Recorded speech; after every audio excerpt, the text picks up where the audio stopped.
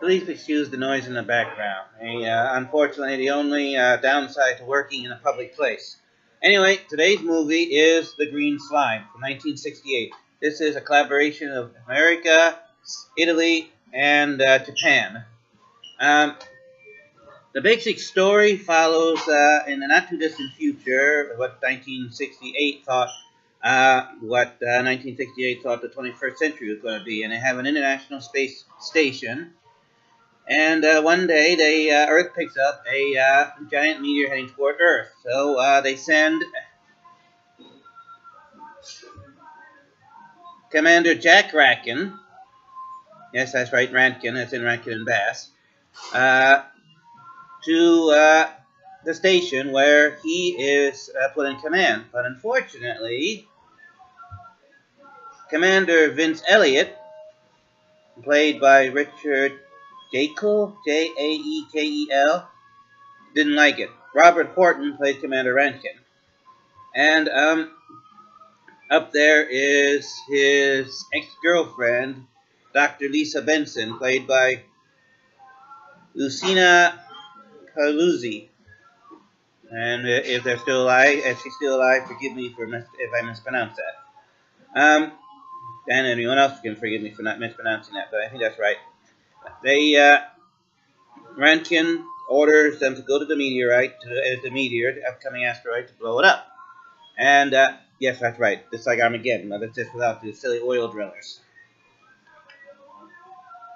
Over there, they find an inert green slime substance, which they accidentally, the scientist, Dr. Hans Hausevern, played by Ted Gunther, wanted to take a sample, and even though there was no time, he accidentally brings a sample on his clothes.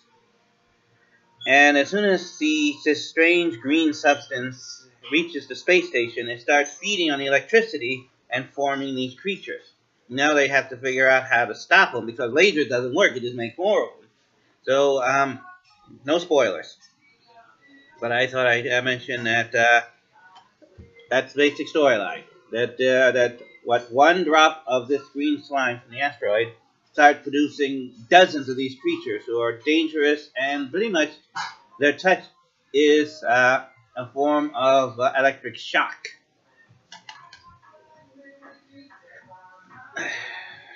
Now, keeping in mind, this is 1968. And 1968, they didn't have all these special effects. Unfortunately, the special effects have not held up to time. 1968, they might have been impressed with it. I don't know. I wasn't there.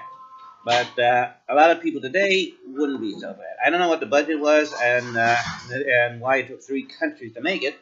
But what I liked about the movie, my favorite part is the green slime design. And I didn't mean the rhyme. That one eyeball tentacle monster. And basic story works. You know, the monster is on a space station. You know, that whole trap feeling you're stuck there. And I like the way, I think you can see it here on the back, the way they used sparklers to represent the electricity coming from the tentacles.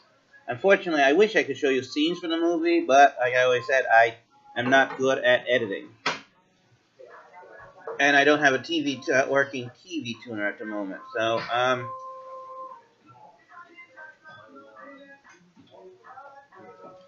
what I didn't like about the movie, now the head of the military pretty much told this guy that Commander Rankin was in charge, and yet Commander Elliott is bucking him every turn and gives him an order if he doesn't like it. I'm not doing it. I'm in charge of the station. I mean,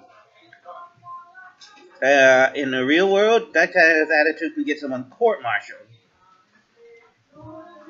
And that really, I mean, it wasn't just one scene when he first got there. It was through the whole movie, bucking him every turn. I mean, that's not how any military actually works. I mean, I think this is a bad idea, but they're saying no, It's not how any our military that I know works. Correct me if I'm wrong. The fact that some of the effects didn't stand the test of time. And honestly, even though the using duck call so the monsters cry was innovative, it got kind of annoying. But for the most part, this is a perfect movie for a good bad movie night. In fact, I would love to see what the good bad movie, good bad flicks guy has to say about this movie. You know, he has a way of finding out information about how much the budget was, who's, what director. Let me look up the director.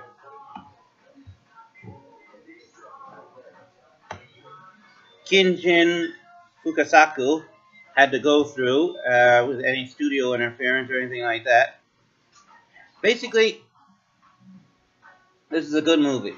On the positive side, I like the monster design, I like the basic story, and I like the performances. On the negative side, the constant bickering between the two commanders and this whole love triangle between the two commanders and the female doctor. What's her name again? Oh yes, Lisa Benson. That also got annoying.